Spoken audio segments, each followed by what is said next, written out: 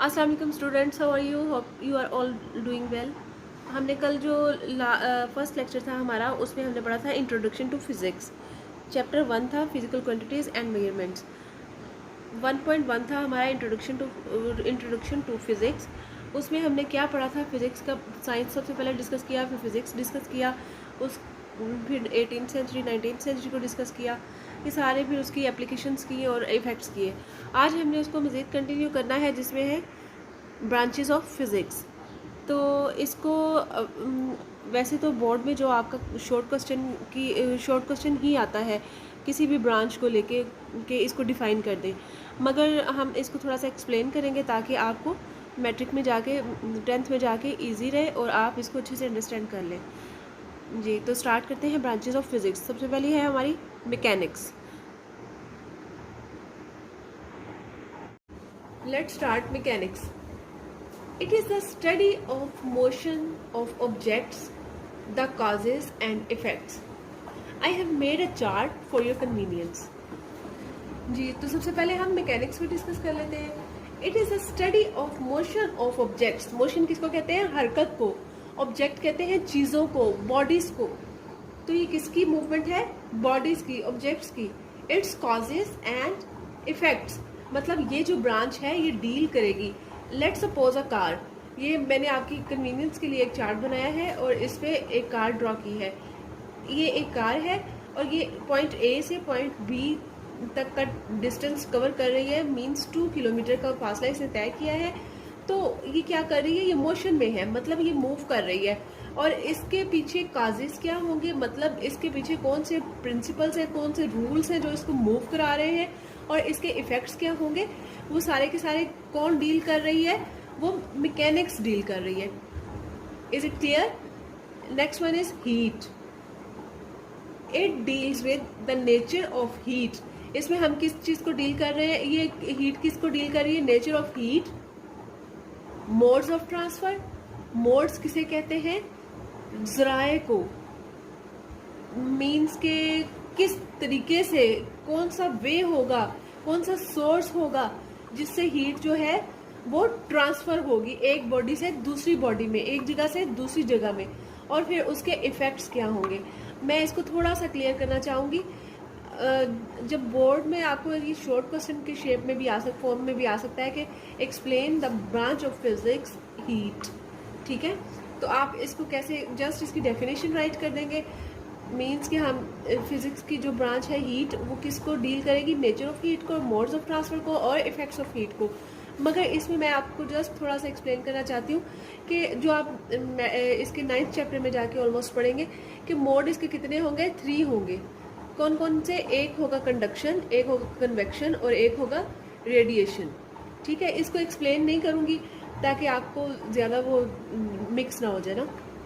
इसके मोड्स, इसके वेज हैं जिनसे हीट एक बॉडी से दूसरे बॉडी में ट्रांसफर होगी, वो कौन कौन से होंगे? Conduction, convection and radiation. और इसके इफेक्ट्स क्या होंगे? लेट्स सपोज हमारे पास आइस है, आइस का बाउल है, हमने उसको हीट अप कर दिया, ठीक है? हीट अप कर दिया तो फिर क्या होगा? उसकी जो सॉलिड फॉर्म है, सॉलिड फॉर्म में ना आइस जो है वाटर की सॉलिड फॉर्म है, तो हीट जब मिली तो क्या हुआ? वो मेल्ट होगी और किस में चेंज होगी? लिक्विड में, मतलब वाटर में, लिक्विड।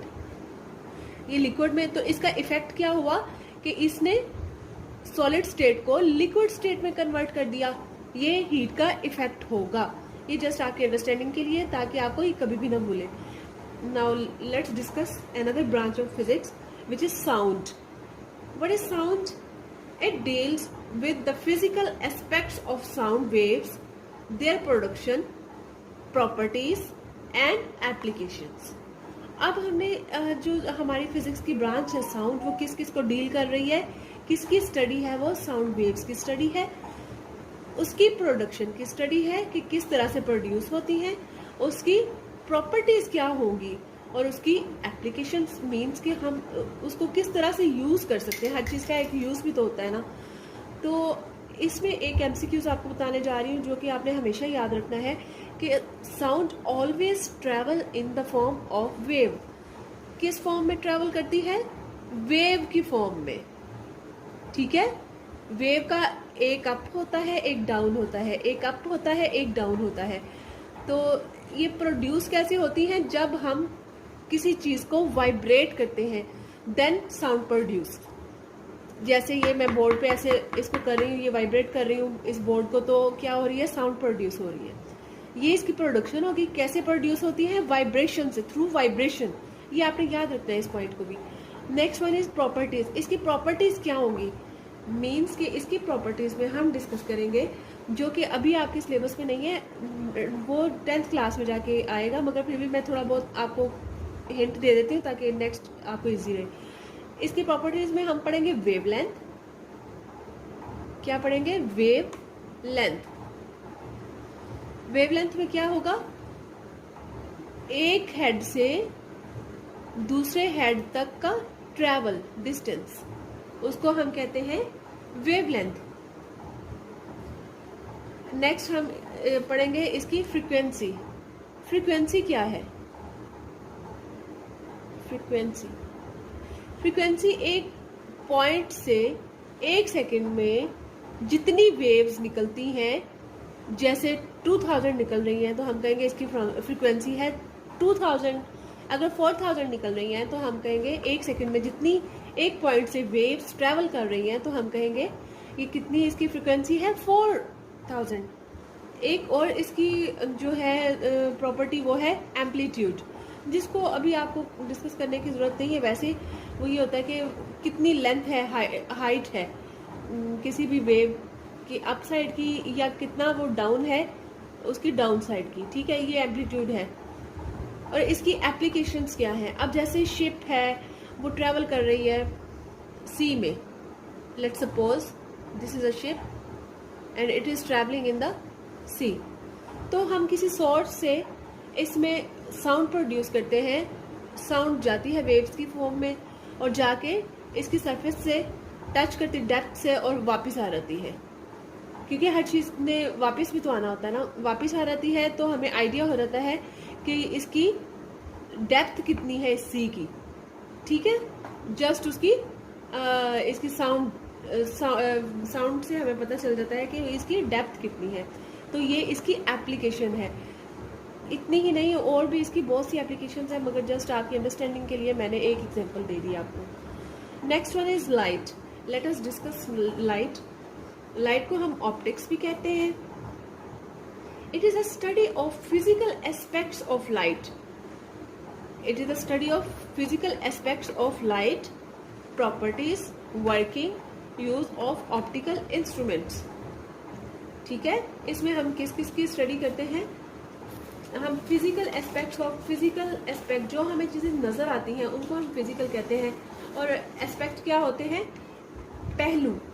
जो मतलब हमें जो चीज़ें नज़र आती हैं वो उसकी फिजिकल अपीयरेंस जो होती है उसको हम कहते हैं फिजिकल एस्पेक्ट्स।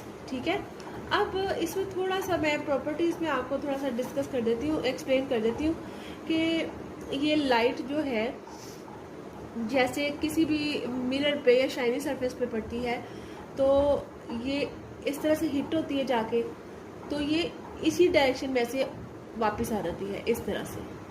एक तो इसकी ये प्रॉपर्टी हो गई। दूसरा, अगर हमारी सरफेस इस तरह की है, इस तरह की, तो ये स्ट्रेट जाएगी इस तरह से और जाके कन्वर्ज हो जाएगी, मतलब एक पॉइंट पे जाके इकट्ठी हो जाएगी। ठीक है, और उसके बाद इसकी वर्किंग किस तरह से होगी? ये तो होगी इसकी प्रॉपर्टीज, इसकी वर्किंग में आ जाएगा। इसकी वर्किंग किस तरह से होगी ये थोड़ा सा मैंने आपको हिंट दिया है, आगे मैट्रिक में आप जाके पढ़ेंगे। Use of optical instrument. तो ऑप्टिकल इंस्ट्रूमेंट्स कौन कौन से होंगे? ऑप्टिकल इंस्ट्रूमेंट्स में आ जाएगा हमारा कैमरा और हमारी माइक्रोस्कोप। आपने देखा होगा कि प्रैक्टिकल्स में हम सोर्स ऑफ लाइट पे डिपेंड करते हैं कि चीज़ों को क्लियर देखने के लिए। ठीक है, तो ये सारी कौन डील कर रहा है? फिजिक्स की ब्रांच लाइट। ये हमारी थी light, that was light. Now let's come to electricity and magnetism. As its name indicate कि इलेक्ट्रिसिटी और जो मैग्नेटिज्म ये क्या है, हम छोटी क्लासेस से पढ़ते आ रहे हैं। इलेक्ट्रिसिटी क्या है? Flow of charges. इलेक्ट्रिसिटी क्या है? फ्लो ऑफ चार्जेस है।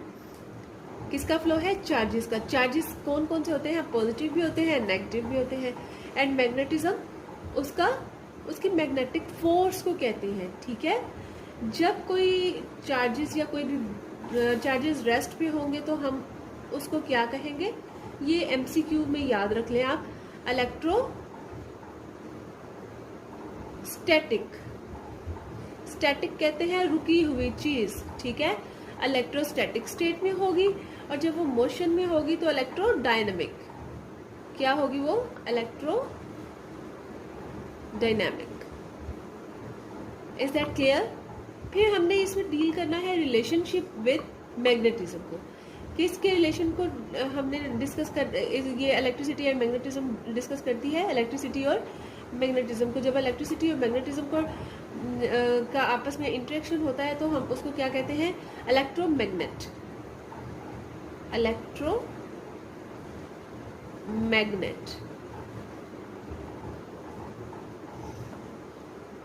Is it clear?